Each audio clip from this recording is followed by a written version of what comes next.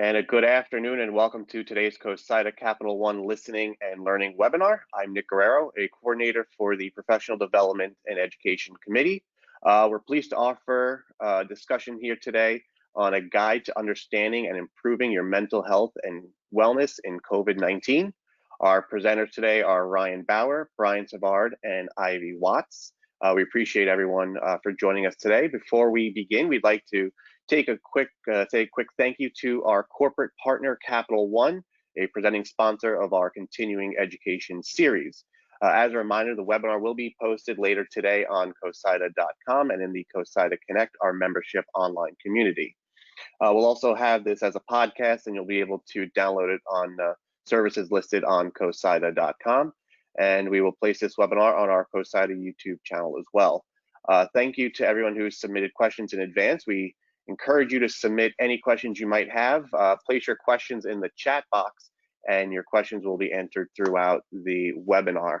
Well, Brian, Ivy, Brian, I think at this current time right now in COVID-19, obviously mental health and wellness is extremely important, and all three of you bring a different dynamic to it. Ivy, you are the founder of Ivy Watts Speaks, a mental health and empowerment speaker. Brian, former SID, currently with the North Carolina Office of Human Resources, and Brian Savard is the Assistant AD for Communications at Plattsburgh State.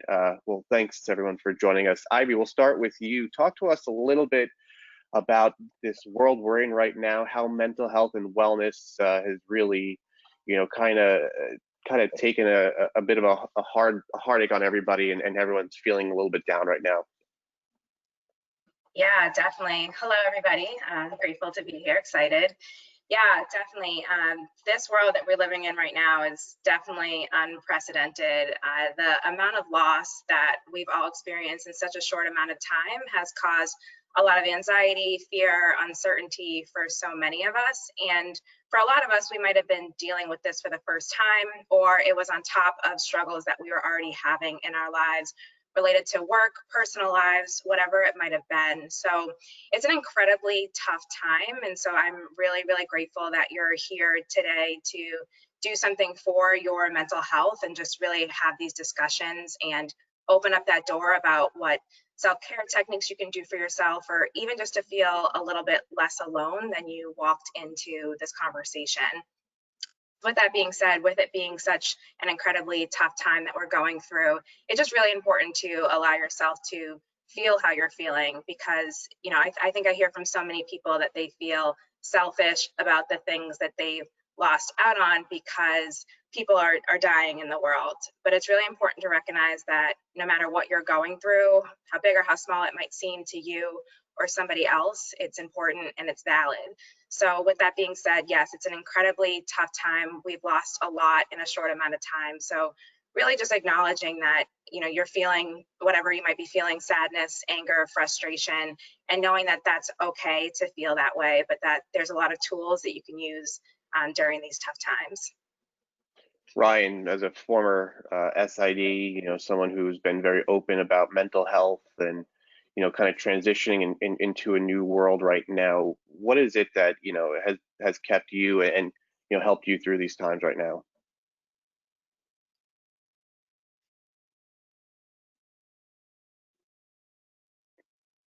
There we go. Sorry, I was muted there.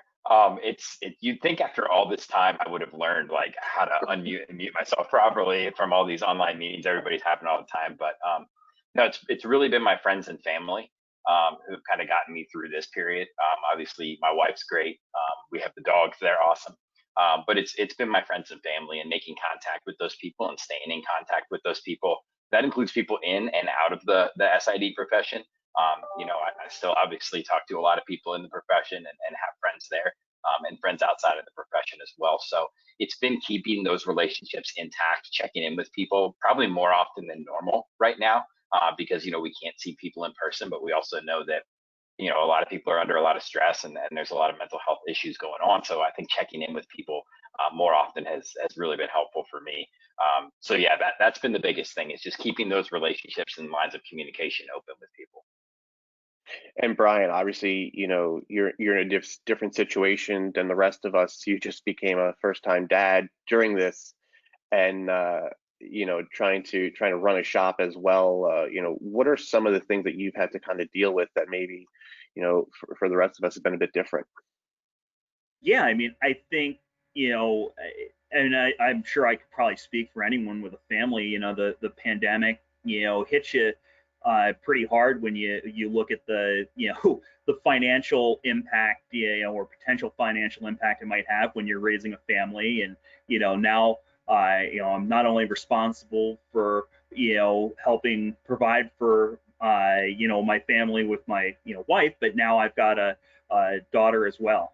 So I think it's the way that I'm managing it is, I mean, to be honest, I don't know what fatherhood is like in a non-pandemic, but I will say that what what this environment has allowed me to do is probably spend a little bit more time with my daughter than I would have if this were September 1st, 2019, and I was preparing for a million home events and attending a million meetings and working all hours of the night. I try to look at the positive aspect of that, and I know that all of you, are dealing with that change of pace as well, and certainly being a new dad, it's finding the silver lining and being able to, spend quality family time. Obviously throughout all this, the wellness is important. And, Ivy, talk a little bit about, some of the difficulties that we've seen through stresses and fears. I know for me, someone who's, kind of been unemployed since, early May, loss of day, I think I've made the joke sometimes, and I think Ryan, you and I talked about this as well. If it's not for someone putting up the day of the week on TV sometimes, I don't know if it's a Saturday or Tuesday. Yeah, definitely. That's definitely very valid. I think we can certainly struggle with that, with not having that structure and routine that we used to have. And so I think a lot of that really just kind of centers around how can you really like stay motivated in these times? How can you center yourself in some of those positive things like Brian was talking about? It's definitely really difficult to have this huge transition that you were not expecting to happen. I think it came so suddenly. We were all just living our lives, and then one morning it was completely different. And so I think it's kind of goes back to being patient with yourself in this process, and knowing that some days are going to be easier than others. Some days you're going to wake up and you'll be feeling motivated, or you'll know what day it is and know what time it is, and have a set schedule and feel really good about yourself and about things that are going to come in the future for you. And other days you might not feel positive.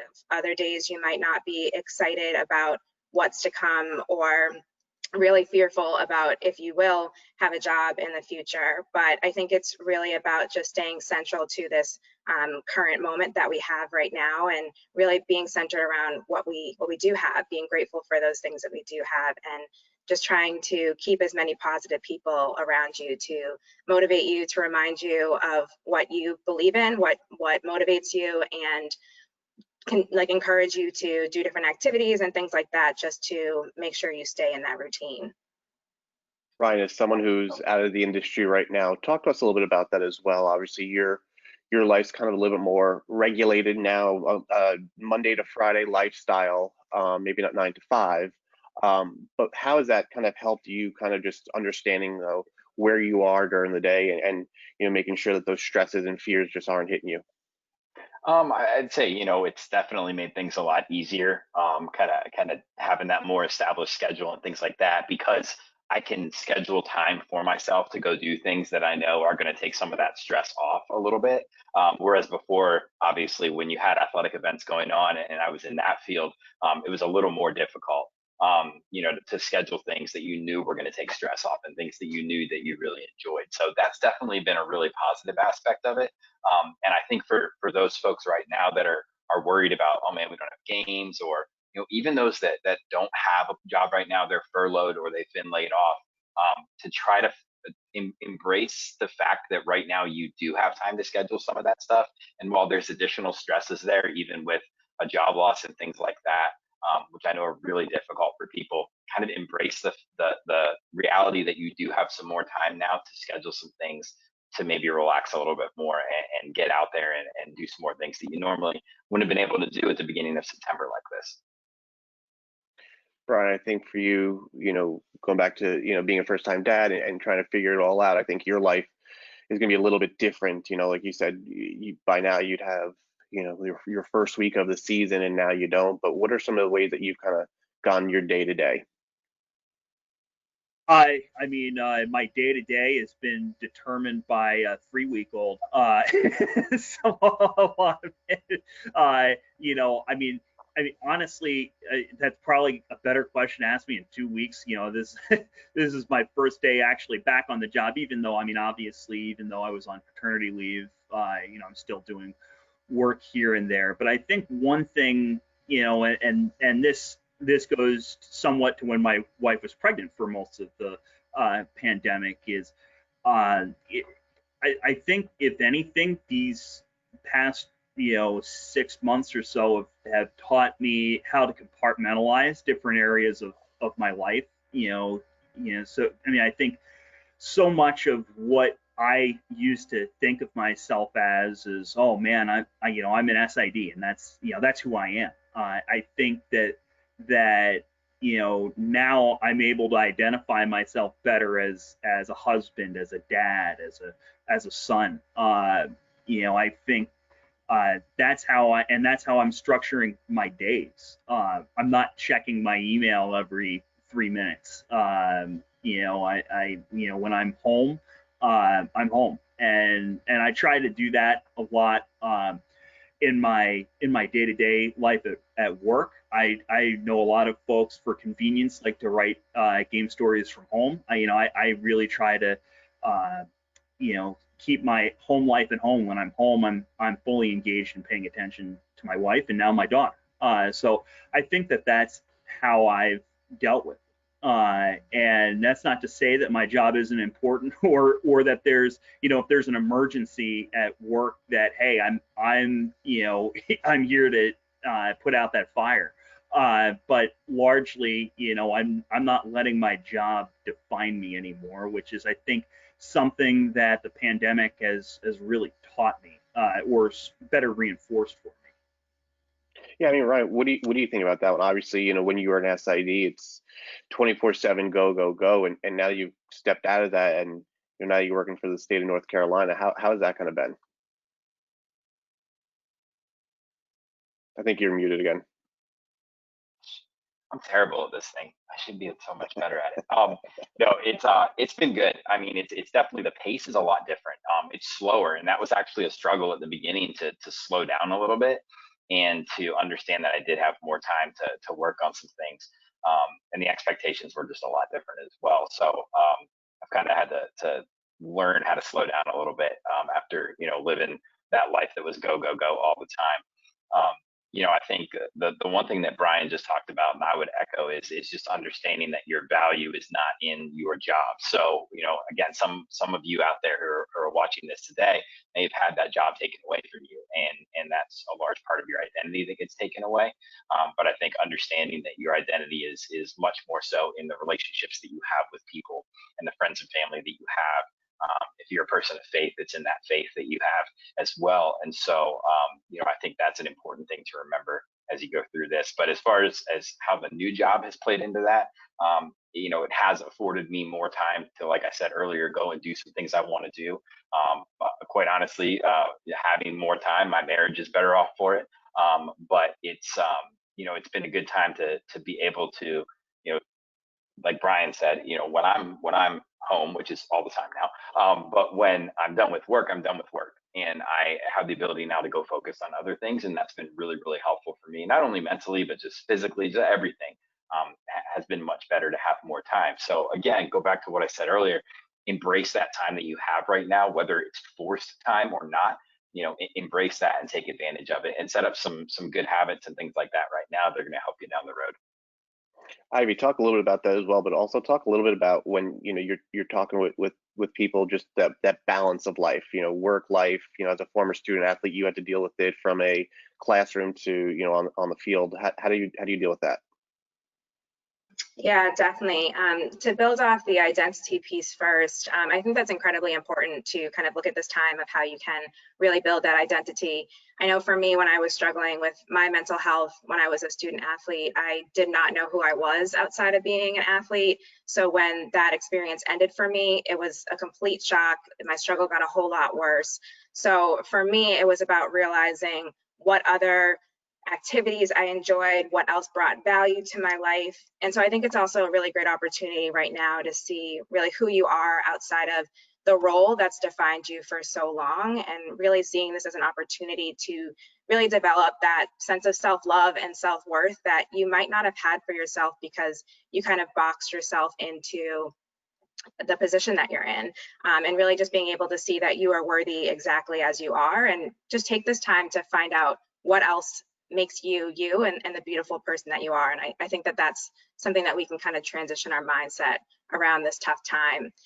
But to the work-life balance piece, yeah, it's definitely really difficult to find that balance of being able to set those boundaries, take those breaks, walk away from the computer and say, okay, I'm going to take this 10, 15 minutes or 2 hours or whatever it is. And Ryan and Brian are both really great that they're able to, have their work and then have their time that they're able to spend with their families. And that's awesome. But, for others of us who might be struggling with that balance, I think being able to almost set a timer. So something that can be beneficial is you do something, whatever it is, work or not, for 45 minutes or an hour, and then you have a timer that goes off that encourage you just to take a walk or to take a breathing break or whatever it might be. And then just really setting that boundary of whatever time that you're going to really kind of take that step away from work and to focus on something else, I think can be really beneficial. And by taking those breaks, you allow yourself to be more effective when you come back, because when you're just going, it really does do a lot on your mental wellness. So taking that break allows you to be more effective, more rejuvenated, and you'll accomplish your goals a lot more easily and with a lot less stress because you've allowed yourself to take that mental break. But I think also, and one of our questions talked a little bit about that, is when without games and those deadlines, how do we stay focused? How do we stay motivated? Especially someone that's struggling. Ivy, maybe give a little bit more about what people can do individually. Yeah, definitely. Bo, do you mind if I share my screen? Perfect. Hopefully everyone can see this. So yeah, I think staying motivated right now is can be incredibly difficult. So I think one of the biggest things, as I mentioned before, is just really being patient with yourself, because this is an incredibly tough time that, you've probably never gone through all of this at one point and in time. And so it's really important to recognize that if you're not feeling motivated right now, or if you're task oriented or deadline oriented and you don't have those deadlines right now because you've been furloughed, just really knowing that it's okay if you're struggling to stay motivated right now. And so really being patient with yourself. And one of the biggest things that I like to say to myself when I'm having a tough time and I'm not feeling as positive as I'd like to feel is I like to say to myself, today wasn't my best day, but true strength is saying, I will try again tomorrow. And knowing that if tomorrow we're blessed to see tomorrow, then really just allowing yourself to get up and try again. And that's what I think is really, really important about mental wellness and self-compassion, is really just allowing yourself to continuously try over and over, no matter how short you feel like you might have fallen in that day. But a couple other things, creating a routine is really big during this time. So if you really, we're used to a routine, being an SID, and now you don't have that anymore, it looks a whole lot different. Really just setting a routine that you're still going to wake up every morning at X time, you're going to eat breakfast, you're going to make lunch, you're going to call this person. So you still have this structure, and you type it out, you have it somewhere that you can see. And I think that can allow you to just feel somewhat normal again in your life, and having those kind of check-ins consistently with yourself by having that routine can help you to stay motivated. Setting small, achievable goals, right? And often in these times when things feel so negative and heavy, it can be hard to even see bigger goals as being realistic. So really breaking those big goals that you might have for yourself professionally or personally, and breaking them down into smaller chunks that you can really feel proud of yourself for doing. And so with that, that's really celebrating your small wins. So maybe your goal is to get out of bed this morning or tomorrow morning at 9 a.m. because you've been getting out at 10 and you really just want to start your day a whole lot earlier, or maybe it's 6 a.m., whatever it is. But really just setting that goal and then really rewarding yourself and celebrating those small wins, and really knowing that by celebrating those small wins, you're putting positivity into your world, and that just allows you to push forward, and again, allows you to really just be patient with yourself and just, again, continuously try again the next day. So that's how I really encourage everyone to just stay motivated. But again, it's important to recognize that some days you might not feel motivated, and that's okay. Brian, talk a little bit about that, more along the lines from an SID's perspective, as a manager's perspective, having to oversee some people. How do you keep your staff motivated? How is your staff keeping you motivated? Are you talking specifically like in general or during the COVID times? Because during our times right now. I mean, yeah. We're all kind of sitting home. We haven't seen our staffs. A lot of them are doing these webinars and FaceTime or Skyping with each other or Zooming.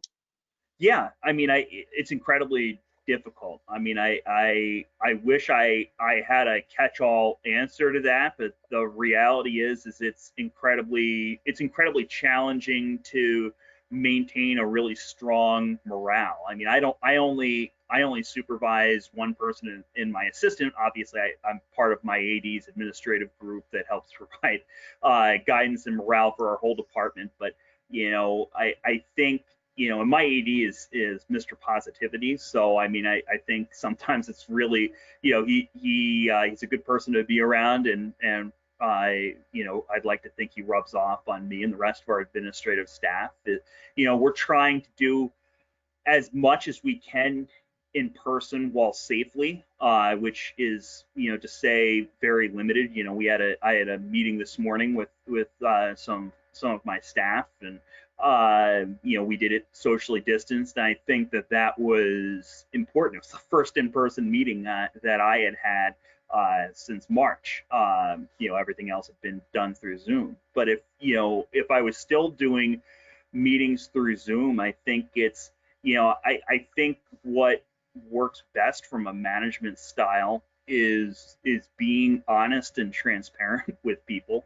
And I know that that's difficult, and it's something that we all, myself included, not being in control of a lot of things, and with having a lot of unknown, being okay, with some of that. I think one of the hardest things, in terms of mental coping skills is radical acceptance, and that there are a lot of things right now that I can't control. Some of that includes my staff's morale. I can't promise them that they're going to have a job in 6 months. I know that's it's tough to hear. Nobody can promise me that I'm going to have a job in 6 months.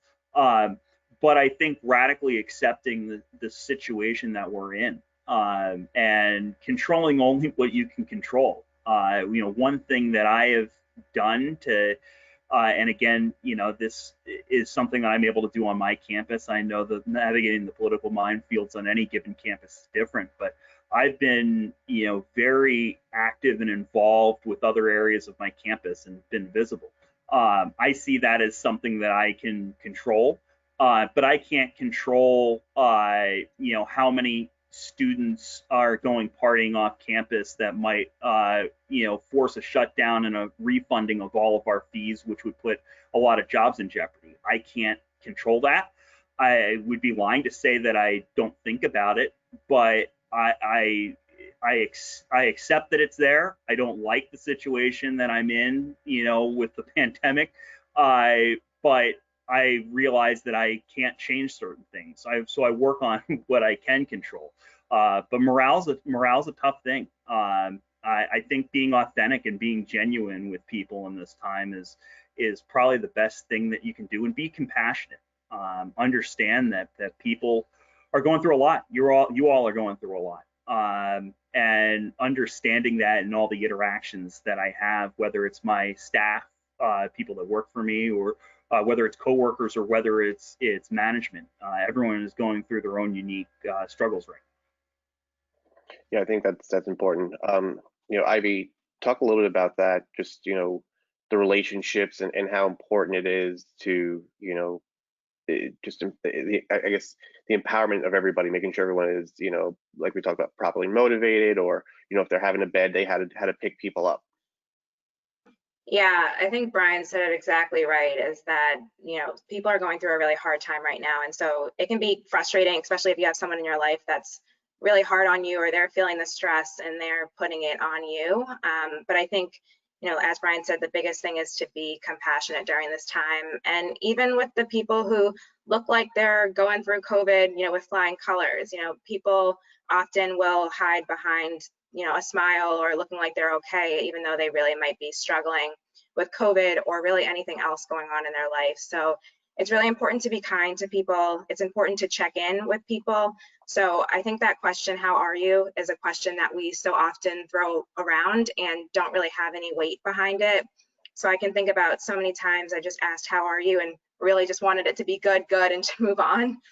But I just think there's a lot of value in really asking that question and really saying, how are you really? And I think really being able to be open about what you're going through, knowing that it's not shameful to talk about what you're going through, really opens the door for other people to see that it's okay to talk about their mental health, which is why spaces like this are so important, because there's people talking openly about what they've gone through and providing tools and tips, and that just breaks down that stigma. So I think it's just really being able to see that you're not alone in this, and that if someone else is struggling, to really just provide a listening ear for them, provide a shoulder to listen to their struggles, and really just validating what they're going through, because even if you don't understand, it doesn't make their struggle any less valid. And when we can do this for other people, then other people can do it back for us as well. And I think that's when we can really make a difference in helping our mental health and the mental health of others. Ryan, as Ivy mentioned, kind of breaking the stigma a little bit, you've been very open about some of your struggles and such. What are some things that, I think for people out there that may be struggling right now that, like Ivy said, someone says, hey, how are you? And everyone says, oh, I'm okay. But what are some of the things, maybe some ways that, if you see somebody or you hear it in their voice, a way to kind of say, hey, like, really, how are you? Third time's a charm. I know, right? I can sit there with the mouse right over it. Gosh. I really think that it is important to kind of be upfront with people on things. One of the best things that you can do, I think, in my mind, is talk to someone over a meal. So if you see that you think someone might be struggling, hey, can we go grab lunch? Or what are your lunch plans? Whatever that might look like. Because then you kind of get them out of that, you get them out of the office or wherever it might be, and you get them kind of in a one-on-one situation. It's a little easier to talk to them about. But it really, I mean, honestly, I find the best way to do it, at least for me, has been to just straight up ask somebody, hey, how you doing? And if you kind of get that sense that something's off, be like, what's going on? Like, I kind of hear it in your voice a little bit. And people are going to share with you whatever they're going to share with you. So that's the one thing I would say, is don't be afraid to ask those questions, because that person's going to share as much or as little as they're willing to share in most instances. But understand too, like, some people are more open about it than others. And so if you don't get the response you're looking for, or you don't get as much information as you want, that's okay. But definitely at least let them know, hey, like, you're there, you care about things. And it's not just a passing someone in the hallway, hey, how are you? Oh, I'm good, how are you? Good, and go about your day. But it really is you kind of investing in that person. One thing I was a really big proponent of when I was working at Florida Southern and other places that I was at, was just popping into people's office every now and then just to chat about things that had nothing to do with work. So it was, I go talk to the men's basketball coaches about how poorly I played golf with them earlier in the week or whatever it might be. But finding something outside of work to talk to people about is really important, because that helps that comfort level increase with people, and then they are more likely to come to you and talk to you when something might be bothering them. So that's what I would do. I would be upfront with people, and again, it's all about building that relationship so that person trusts you.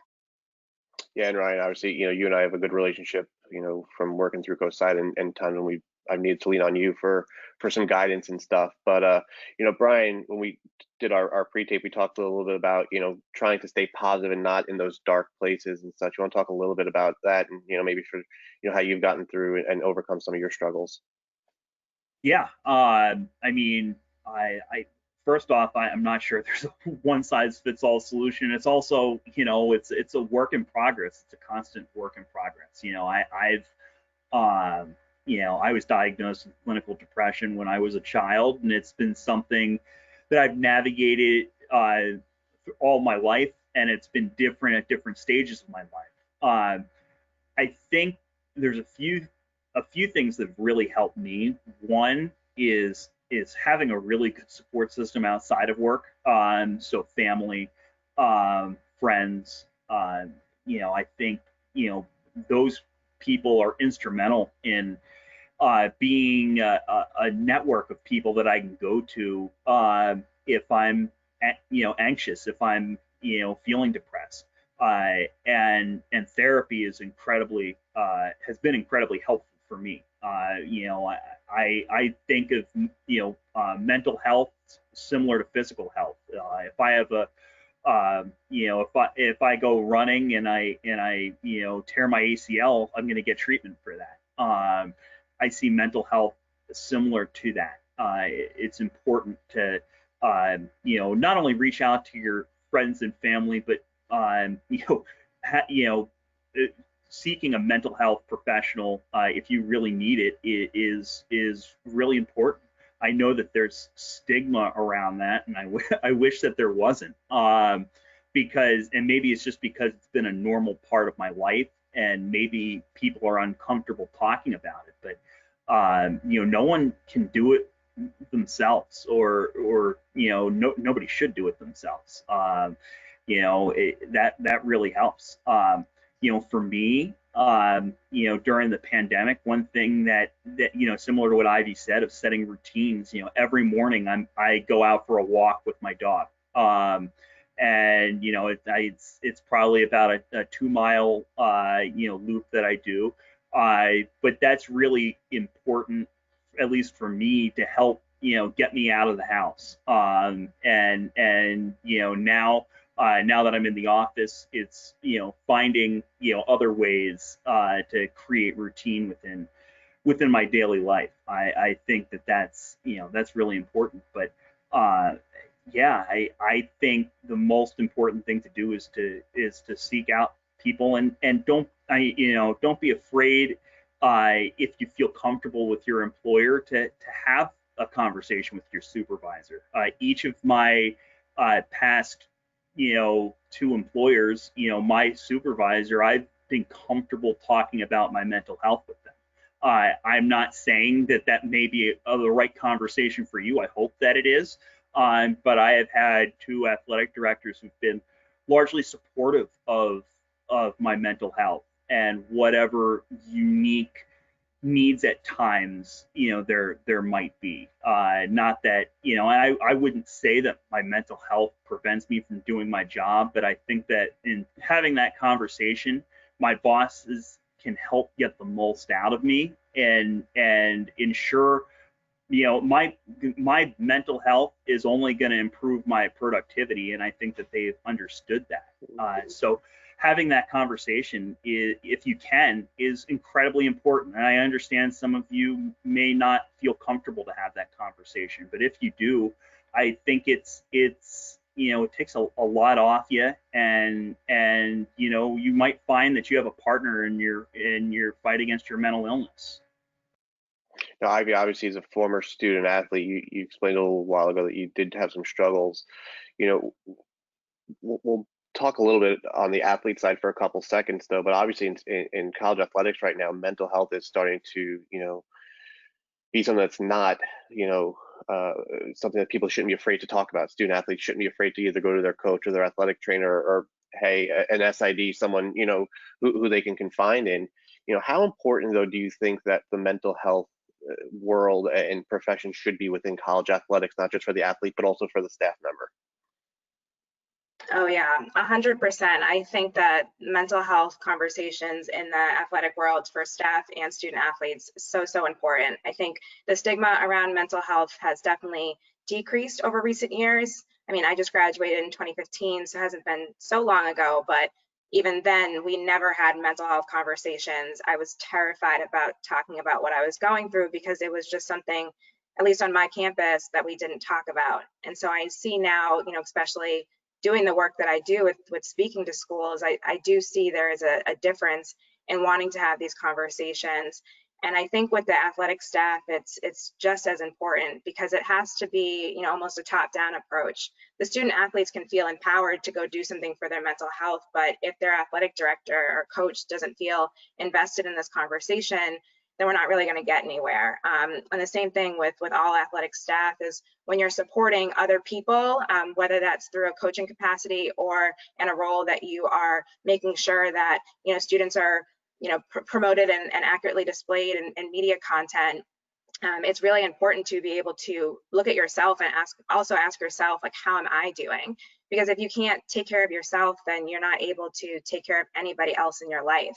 If a student athlete comes to you and wants support, if your child or friend comes to you and wants support, if you're not able to really support yourself and figure out what self-care techniques feel good for you, then you won't really be able to provide your best self to that person. So it's really, really important in college athletics and for everybody to know that their mental health matters and that what you're going through is important and that it's not shameful to open up and get help, and that it really shows a lot of strength because, you know, as Brian said, you shouldn't have to do it alone. And so you're recognizing that you need the supportive network around you that might include therapy and should include self-care techniques that you can use that will really help you through this tough time, and that's okay because, you know, you're worthy of that. Yeah, I think, Ivy, one of the things also that, you know, really stepped out when we had our pre-tape the other days, you talked about, you know, the importance of just self-worth, and you know, I think that kind of ties into that a little bit. What are some of the things that maybe, you know, in your conversations you've had, how do you, you know, talk about self-worth to individuals, whether it's athletes or to staff members? Yeah, definitely. So self-worth definitely ties in with self-love, and that was something that was huge on my personal journey. And so something that I always really emphasize to do, and what I do every time I speak in a presentation, is just the power of practicing affirmations. And so a lot of times when you do affirmations, you can say like, okay, this is like ridiculous. I don't believe any of these things that I'm saying. But it's a really powerful tool because, you know, we truly act consistent with who we think we are. So when we're telling ourselves negative things, especially in dark times like we're going through right now, it's, you know, often that we will not only act more negatively, but we attract more negative people and opportunities to us. And so it really is a mindset change around being positive, even when you don't necessarily believe it, and really seeing how your life changes. And when I was struggling and telling myself positive affirmations, it's not that I woke up the next morning and felt 100% better, but it was that consistent work at those affirmations that made me finally see that I was worthy exactly as I was, and that I was worthy of reaching my goals and worthy of love and all of these different things. And so the big 3 affirmations that I always practice, that I always chant in affirmations are I am worthy, I am capable, and I am good enough. And those are my 3 that I say before a presentation, before a conversation that's really stressing me out, because it really does just bring this calm over me that, you know, I don't know what's going to happen in 2.5 seconds, but I do know that in this moment as I am good enough, and that's all that I can really control. And so I encourage you during these tough times to really think about what you can put after I am that isn't all the negative things you've been saying for your entire life. That's amazing. Just quick note for everyone watching, please submit your questions. I do want to take this one comment and read it out loud, and you know, if everyone on our panel wants to comment on this one, and the comment just says, as someone who has lived with depression for more than 10 years, I always tell people seeking help for your mental health is not an act of weakness. Seeking help for your mental health is an act of courage and strength. What do you guys think about that? Yeah, I couldn't agree more with that. I think that kind of goes back to something that Brian talked about earlier, and this is what I've told a lot of people, whether people who are struggling with it, mental illness, or people that don't quite understand the struggle with it. You know, he talked about if you're running and you tear your ACL, you're going to get treatment on it, right? And I tell people all the time, I've kind of compared it this way. If you had some type of kidney issue and you needed dialysis, you need to do that every day or whatever in order to survive. You know, you're taking care of that organ in your body. The brain is an organ in your body that controls everything else in the body. And so why are you not taking that same approach to what's going on in your mind and in your brain, and getting the proper treatment for that? You know, and that can look a lot of different ways. It could be therapy, it could be some help with medication, whatever it might be, exercise, things like that. But yeah, I couldn't agree with that more. It's definitely not a sign of weakness. It's a sign of strength. And again, you would get treatment for other parts of your body. So why not get it for, you know, for what's going on in between your ears?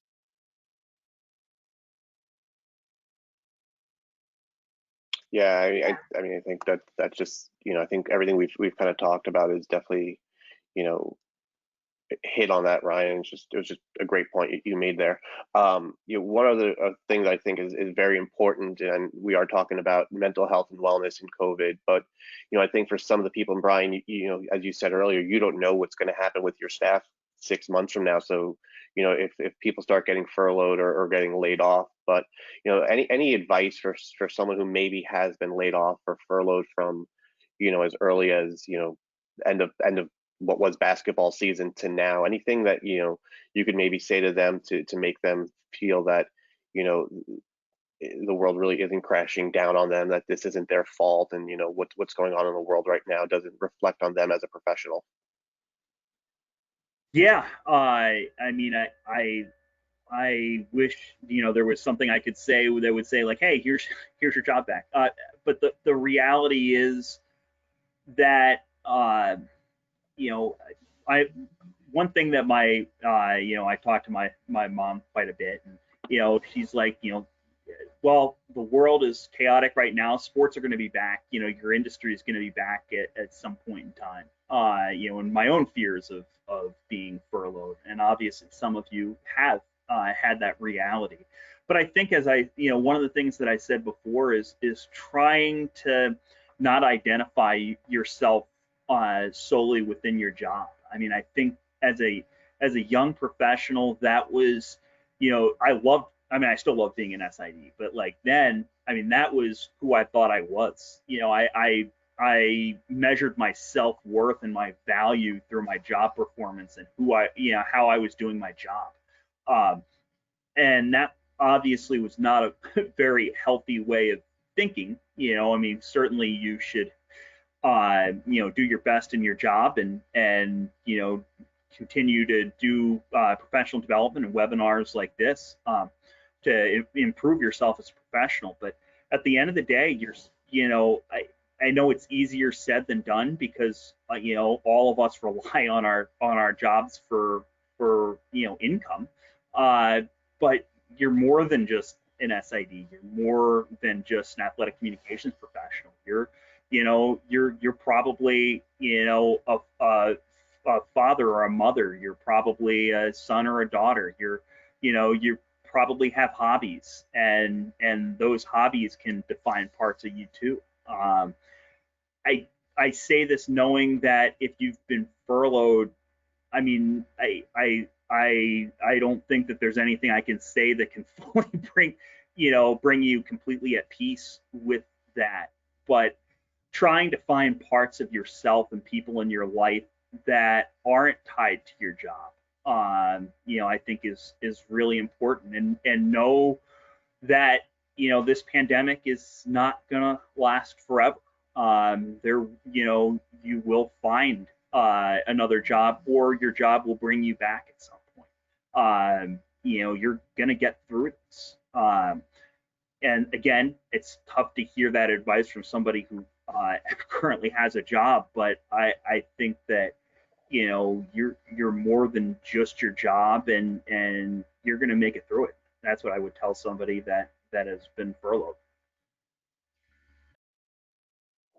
All right, let's take some questions now from our audience, and some of these were pre-sent, so we'll get right to them. Brian, this one, we'll start off with you on this one. How do you manage stress as being passed from your athletic director because he or she is under tremendous stress?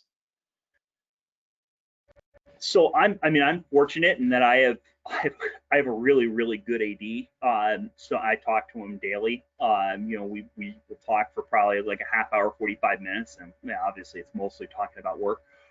So, you know, I don't think he's inundating me with a lot of projects, but I think it's, you know, going back to sort of what Ivy said and what I had said, you know, having compassion, understanding that he or she is probably getting a ton of pressure. I mean, I know that our management on this campus has been dealing with things that no college administrators on this campus ever have before. You know, with financial issues to health and safety issues to, you know, disciplinary issues. I mean, there's so many layers to what an administrator has to do that if my boss, you know, were to be short with me, which he hasn't been, but if he was, I think sort of understanding where he's coming from to say like, oh geez, like he's under a lot of stress right now, and know that it's probably not personal.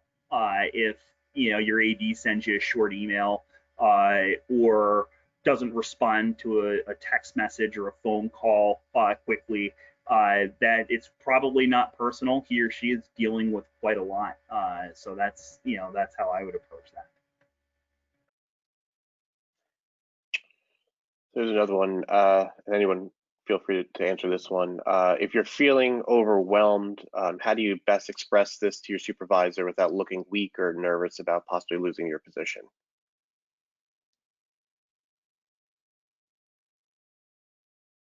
I think that I think that goes along with a lot what we were saying with that it's really not shameful to really speak about what you're going through. I think if you're really struggling and you're in a space that you believe that, you know, you want your boss to know, think that this person will be helpful in helping you to get the help that you need, I don't think that you should feel shameful about losing your job or about looking weak, because again, it's not a sign of weakness at all, because we all struggle with something. There's something that, you know, you stub your toe and you're angry about it for the day later. Like that's something that if you're upset about that, that's okay. And I think just really breaking it down to that level around it is that, like, you know, I'm just having a tough time right now. If you're not ready to say that I'm dealing with X, Y, and Z, you can at least be able to say that, like, I'm struggling with something right now and I just really need to figure out how to work through this. Do you have any suggestions for me? Or I just saw this really great resource, you know, I'm gonna go seek that out. Like, just being open about what you need and asking for what you need, I think is really, really important when it comes to your mental health in a work setting and then in any other setting as well. If I could just comment real quick, first of all, I've had to have that conversation with somebody, so I sympathize with people that have had to do it. But like Ivy talked about, you know, being honest with people. I think the other thing to understand is if you are a little skeptical about going and talking to somebody, it's not a bad idea. Shameless plug for human resources people. It's not a bad idea to go talk to some human resources people about it. A lot of people think, oh, I'll be fired or this or that. There are some legal protections in most cases for people. So it's, you know, to be able to know that and go in and have some confidence in talking to someone is huge. So if you are skeptical about it, you know, go talk to your HR office.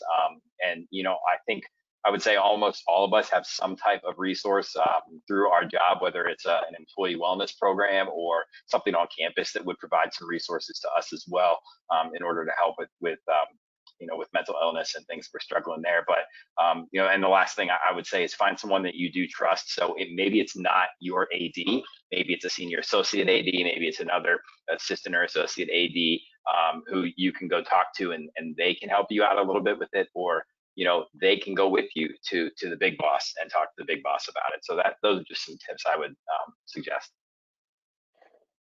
Yeah, we got one more coming in, but if you guys want to, you know, what are some organizations that people can reach out to? I know, like Ryan, you said within house, kind of talking with HR and stuff, but if, you know, if there are people that just don't feel comfortable talking within their professional organization, you know, Ivy, Brian, Ryan, what are some organizations you guys like that people can reach out to?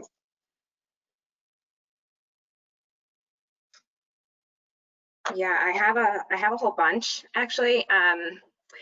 Bo, if I can just share my screen, I can just highlight a couple of them and then maybe this can get sent out to folks. Perfect. So a couple that I'll highlight, the National Suicide Prevention Lifeline. This is a really great lifeline. And it doesn't have to be if you're struggling with suicidal thoughts. It can be if you're just struggling again with like the stubbing your toe and that's really bothering you and you want to talk to somebody, but you're not ready to talk to somebody in your personal life. That's totally fine.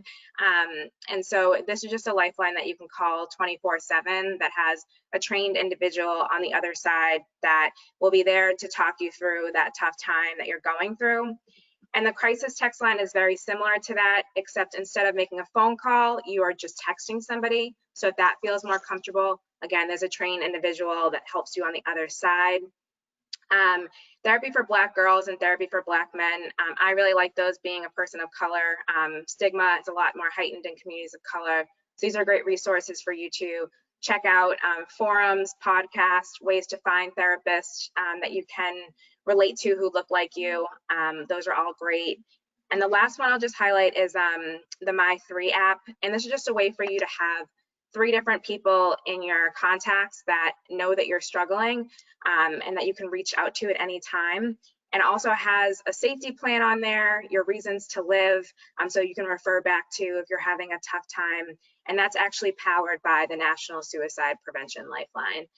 So I can get this sent out to all attendees if that's possible, but this is just a quick overview of just some different resources that you can use to talk to people that you might not be ready to talk to somebody in your circle, but you're ready to talk to somebody. Ryan, Brian, you guys have anyone other ones? Yeah, I would. For me, it was the American Foundation for Suicide Prevention. They do a really good job of providing resources, statistics, things like that. One of the things they do a really good job of too is educating people, and so that's important if people want to learn a little bit more about mental health and maybe don't really know very much about it. That's a good one as well. And they also have some resources for college students, which they gave us. I know when I was at Florida Southern, and so if you've got student athletes or student workers or whoever that might be struggling with it, they've got some really great resources as well. All right, well, this will conclude our webinar today. We'd like to thank everyone for joining us for today's information session, and a big thanks to our presenters, Ryan, Ivy, and Brian, for their insights today. A reminder that you can find this webinar on our on-demand on CoSIDA.com and on CoSIDA's YouTube channel later this afternoon. It'll be in podcast form as well, so check all the links on the CoSIDA website. Thanks for joining us today. We'll have more webinars scheduled for September, mid-month. Look for a webinar on financial planning and personal budgets for SIDs, particularly in the COVID-19 climate. That date will be announced shortly. The Diversity and Inclusion Committee will present 2 LGBTQ+ webinars later in September, one on Tuesday, September 22nd with college athletic administrators, and the second on September 29th with student athlete panelists. Details to follow on all these webinars. Please remember to check CoSIDA.com and the CoSIDA social channels updated information to register for these webinars. Again, thank you for joining us and have a great day.